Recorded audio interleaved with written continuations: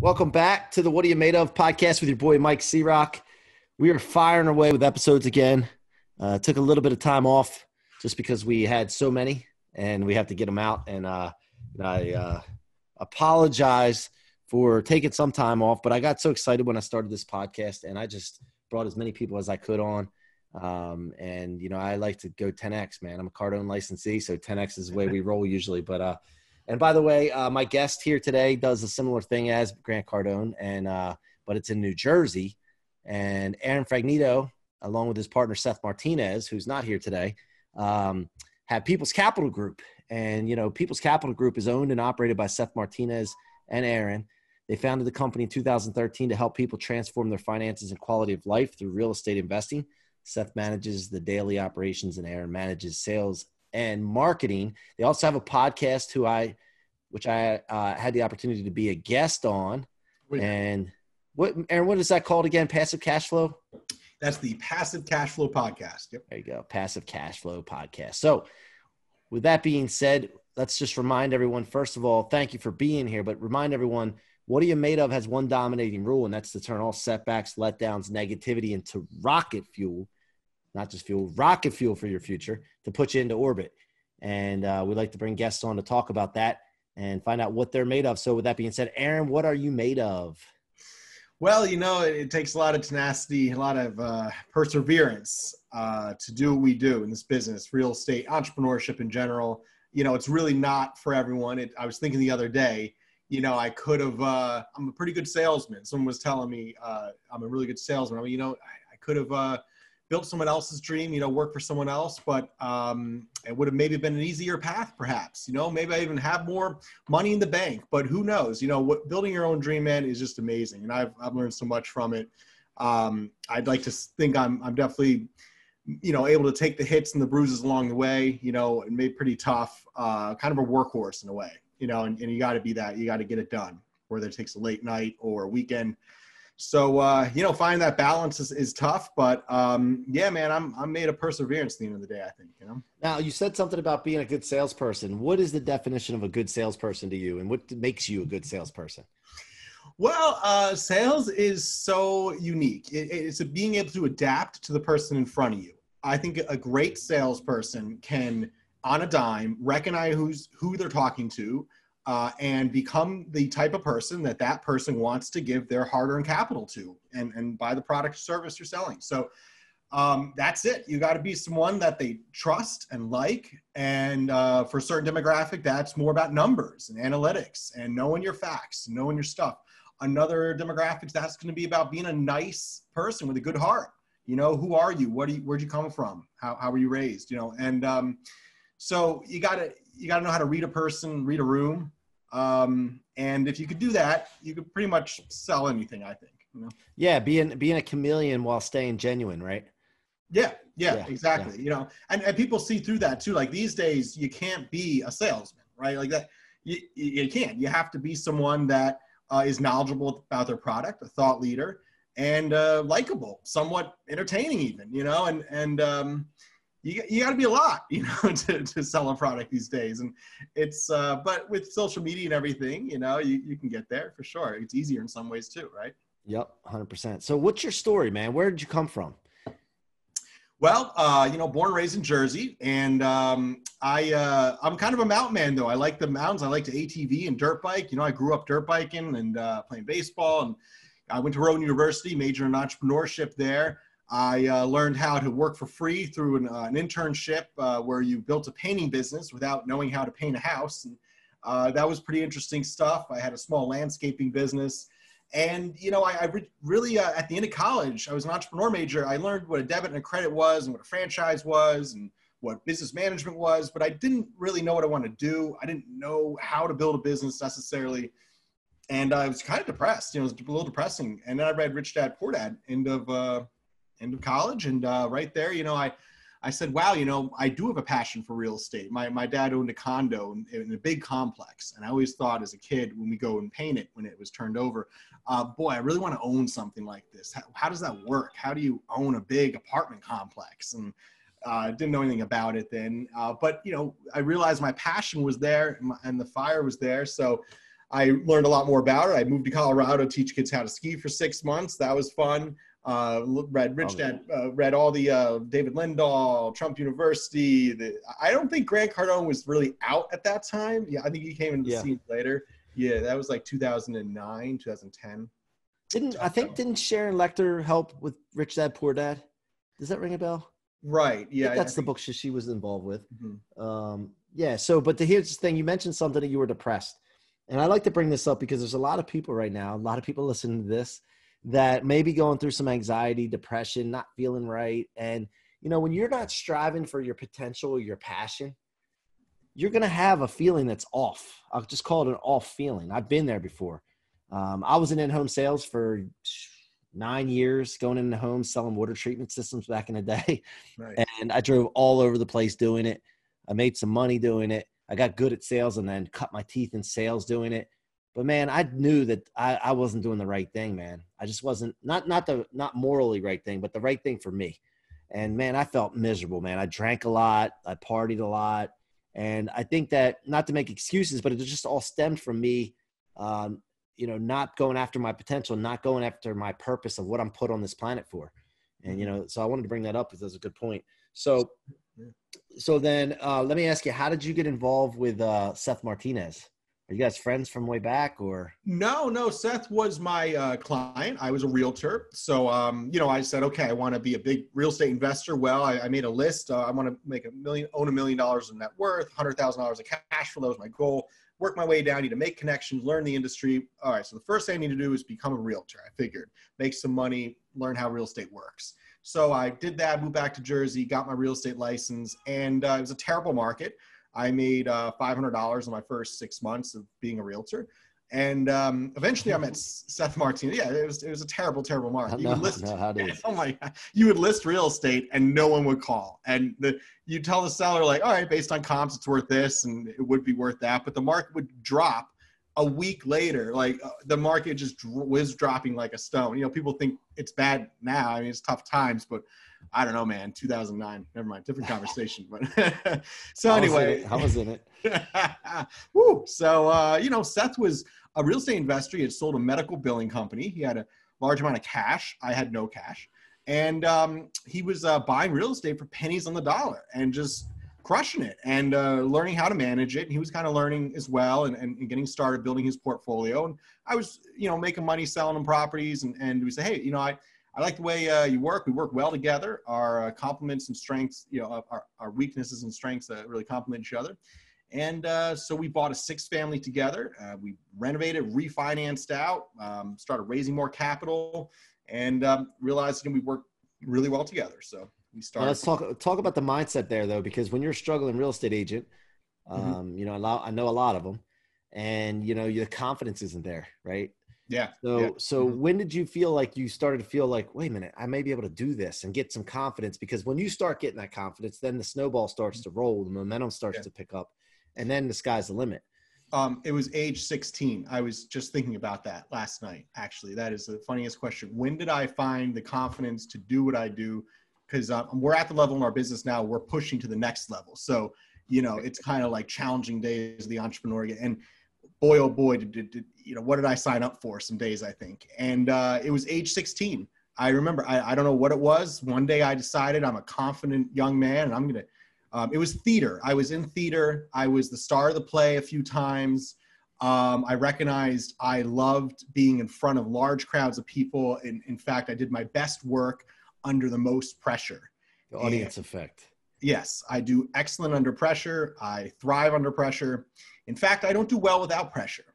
And when times are slow, I do my worst work, so yeah. And that's when it happened. I think honestly, being an entrepreneur, you really have to be a little bit boring with it, to desire that pressure. Because if you don't like that game, then you're in the wrong place, and it's not for everyone. Can you truly be great and achieve massive success not being good under pressure?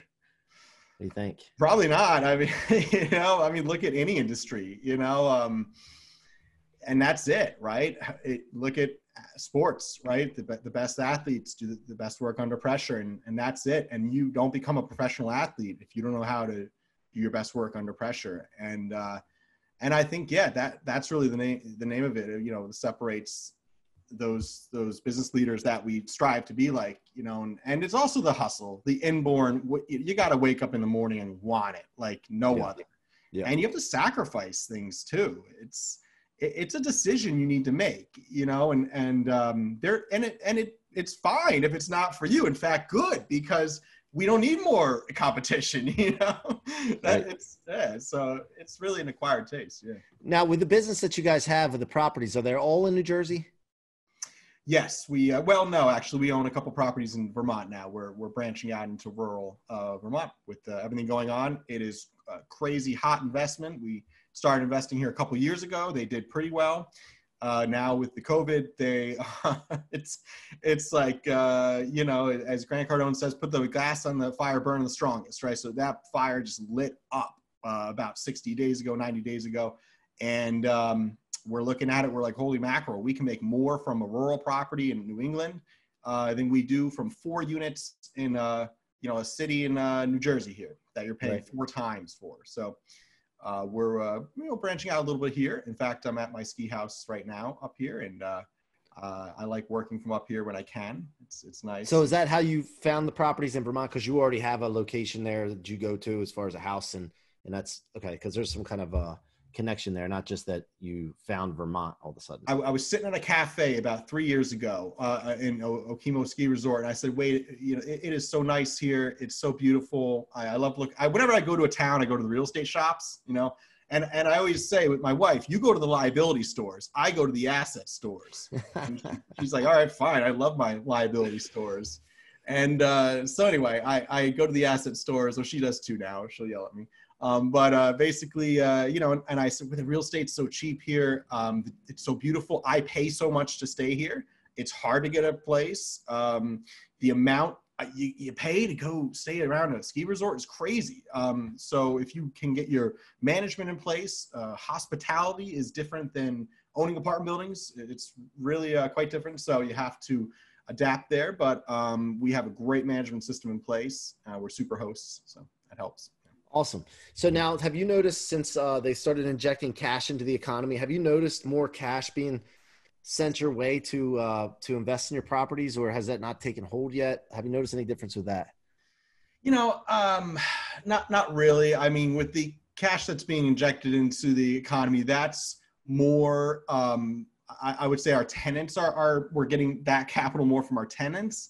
I'd say our investors are a different demographic where that, I mean, we're talking unemployment, you know, the $600 a week. That's not really what a real estate investor's actually getting. No, but there's money that was in that bill that's not just for unemployment. Right. It's because, you know, I don't think a lot of people realize how much $2 trillion is, you know, each trillion is 1,000 billion. So there was a lot of stuff in that bill that is not just for unemployment. So that's what I'm thinking. And I don't know when it's going to take effect where we're going to see a difference. One, this whole COVID thing in the first place hasn't taken its whole toll yet. You know, it's delayed, you know, 6 months, maybe even a year from now, we'll see some things, but the money, as far as the cash injection as well, I don't think we've seen the results of yet, you know, either. But so now, do you guys ever find yourself in a situation where there is cash sitting that you have from investors and you're like, man, we got to find a place to put this in? Like that. See, I've never been in your shoes in this type of business. So these are thoughts that go through my head as I'm Sure. So it's a tough business. It's a juggle between investor relationships, people that want to put capital to work, but also picking and choosing the right deal in a very saturated market. So it's tough. You're trying to line up both those things. Usually we have about the same amount of investors we do opportunities. Both are like faucets. I can kind of turn one on more and turn one off, you know, a little bit with marketing and things like that. So, but for the most part, we're always building our investment base, you know, and usually, you know, we could take on more investors, more capital. Although there have been times where we, you know, don't have enough opportunities for all of our investors. But now I'd say we are coming across more opportunities. Just in the last week, we locked up 3 deals. So, you know, now we're putting those out to our investors. You know, then you have other investors as well that maybe are invested in a deal and want to exit prematurely. And then we'll bring in another investor to buy his share out. So you see that a little bit now with everything. When that happens, they're locked in, right? They're locked in, and you say, hey, listen, we'll try to work with you. We'll try to get someone in there. It's not like you just shut them down, right? Because you don't want people mad and bad-mouthing you, right? Right, so exactly. Try to work towards a solution. Is that how it works? Yep. Just like if a tenant can't pay your rent, same exact thing. You try to work towards a solution in any business scenario that's amicable. You don't want, it's so easy for someone to go on Google, even though they've signed an operating agreement, they know the deal's a 3 or 4 year. It doesn't matter. If they're in a hard time with pandemic going on, you better bet we're going to make some calls and make sure we can line up an investor to buy their purchase, or we'll buy their share as well, for liquid. What are some stories of setbacks that you guys have had since you opened the business, and looking back now, the good that has come from them? Yeah, it was, oh boy, the good that's come from it. Well, the Airbnb end of it, I love being in rural Vermont. So now I get to kind of have more of an excuse to come up here and buy some more real estate, right? So it's an exciting place to do business. At the same time, we've definitely had to pivot our entire business from being in-office fundraising events to online fundraising, which really is quite different. It's not my preference. I'm not really a social media advertising guy. I don't really enjoy online marketing. I'm an in-person, put me on stage kind of guy, and so that's been tough. And we have done well now, once again, with raising capital online. And people are starting to meet again in the office a little bit, but so, and there was a big pause, from private investors. We work with a lot of small investors and big investors, but a lot of small and medium-sized investors, sophisticated and accredited.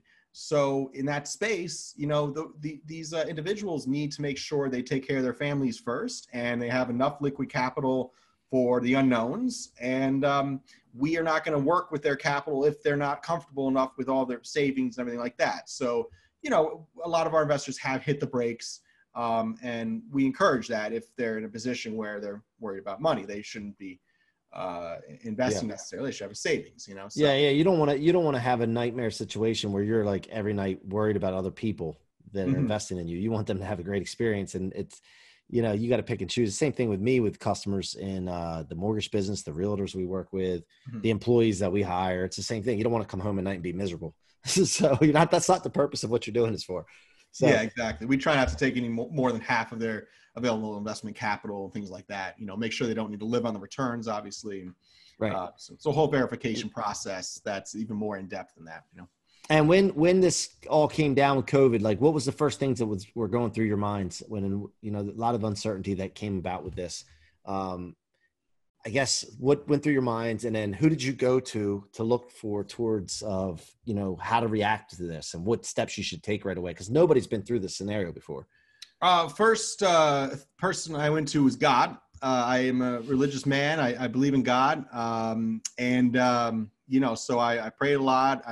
With the online church here, I watched a lot of different pastors I appreciate and things like that. And so, I really looked for answers there. And a lot of it was just being patient and taking the time to completely revamp my business. But I also took a week off right around beginning of April, because it was just, it all stopped. And you can't just sit there, slamming your keyboard saying, what the hell is going on? You have to think. Take a moment off, take a few days off. A business is a breathing, living thing. And if you can't take a step back and look at yourself in the mirror, look at your business in the mirror, have some mindfulness, then you're going to go in the wrong direction. So I did that and kind of got in touch with my spiritual side a little more as well, which we easily lose track of with the day-to-day grind of business. And it was nice, but my spirituality, my faith has definitely helped with tough times like this. Cause boy, in April, it all just, it stopped. It was scary. Yeah. Well, look, I hate when we have to tiptoe around faith and spirituality and prayer, because it's been such a big part of my life. And, I don't tiptoe around it. You didn't tiptoe around it. And I appreciate that. Yeah. When you pray, and I'm going to encourage people that haven't done it or have done it in the past and stopped. This show's not a religious show. However, I always speak about what I'm made of and what things have helped me. And, when you ask, you get. Yeah. And it's the same. It goes with praying and asking a higher power and, you know, whoever you believe in, whatever you believe in. But the other thing is we're spiritual beings. Like there's no doubt about it in my mind. If you have faith and you're a spiritual person and you believe in something, believing in something and having faith means I'm sure of it. I'm so sure of it that I'm going to tell other people about it. Yeah. Yeah. Exactly. And it's not something I, you know, tiptoe around or worry about what people think about it. Hey, this is the real deal. This is to me a vehicle that I use on earth with a spiritual, you know, spirit that's inside of me, man. And that's just the way, that's my belief. And everybody has their beliefs, but I'm sure of it. So I appreciate you, you know, sharing that. Oh, absolutely. You know, and I kind of lost my faith for a little while, and my wife instilled it back in me. You know, I before I met her, I was kind of like, you know, not like an immoral person, but, you know, really didn't have the right values, I think, at the end of the day, and was just so materialistically focused. And I think it does affect your business, your whole mindset, you know, my relationships as well. And but I'm so glad I got my spirituality back and my faith back over the last 5 years, really. And it's helped me in business. It's helped me make a lot of the right decisions as well. And you know, I got married last year. You know, that's really been nice to have a great partner in life, a great woman behind me, and that's made a big difference too. Yeah, that's awesome. You need that, man. I got one too, man. She's a reason for my success. But no, and the other thing is with this is that, you know, when you're thinking about spirituality, the naysayers and those that aren't believers or having faith or in this, they call people like myself a hypocrite. Now, I'm not perfect. Being spiritual and having faith does not mean I'm perfect. It does not mean I don't cuss sometimes. It doesn't mean I don't have a beer sometimes. It doesn't mean that. That's not what it means. Yeah. And that's where it gets twisted. And then people think, oh, well, they're hypocrites. The thing about it is we're all hypocrites in some way. If you say you're not a hypocrite, you're a hypocrite. So, of course, yeah. But it's a shame that people shy away from something so powerful. Yeah. Because of that. Because they're worried about what people think. And you know what? Something about this, Aaron, is when I stopped worrying about what people thought about things, my life got a lot better. You know, that's one of the hardest things to do. You know, it really is, right? Like we all try to not care what other people think, but it is so hard, right? Yeah, absolutely. Yeah. So as far as my audience, getting in touch with you, engaging with you, you know, I know your website here, but do you want to share anywhere the best place they can engage with you and anything that you want to plug? Sure. Well, our website's peoplescapitalgroup.com. And, you know, we have a podcast, the Passive Cash Flow podcast up on there as well. So yeah, we have a YouTube channel called People's Capital Group on YouTube. But yeah, I've come up with a lot of content, try to put you know, we don't sell the boot camps or the coaching. We're really just an investment company that works with qualified investors. We've been doing this about 10 years. So, you know, in the last couple of years, we've been building our investor base, and it's been going really well. Get some good properties that are way ahead of schedule on our projects. So come check us out, and hopefully you could jump on one of our webinars. It's peoplescapitalgroup.com. I'm Aaron Fragnito. Mike, I like your energy, man. It's good stuff. I've been on dozens and dozens of podcasts, and boy, oh boy, yours has been fun. I like it. Thank you, man. And you know, one thing I'll say to the audience, when we're in the Zoom world now, or whatever platform you're using to do video calls and podcasts and all that, you got to understand that whatever you're going through, this camera here, it goes down lines and lines and lines and lines. I don't know how far to get to Aaron. And by the time it gets there, some of the energy that we have and passion we have gets lost. So I always like to crank it up about 40% from what I'm in person here to make sure it gets through to you guys. And just so you know that's my method. My thought, it may not be like that, but it's just the way it is. So I appreciate your feedback on that. And I appreciate you coming on the show, Aaron. And thank you for having me on yours. Oh yeah, absolutely. I mean, this is Friday at 3:00. You should see me like Monday at 9. I'm just an animal. Crazy. I love it. I love it, man. Well, I look forward to connecting with you in the future. And guys, you've been listening to the What Are You Made Of podcast with your boy, Mike C-Roc. And thank you so much for listening. Please go subscribe on YouTube at Mike C-Roc Ciorrocco, iTunes, Spotify, or your favorite podcast platform. And if you want a copy of the free book, Rocket Fuel, that's coming out at the end of this year, go to themikecroc.com. Until next time, guys, be great.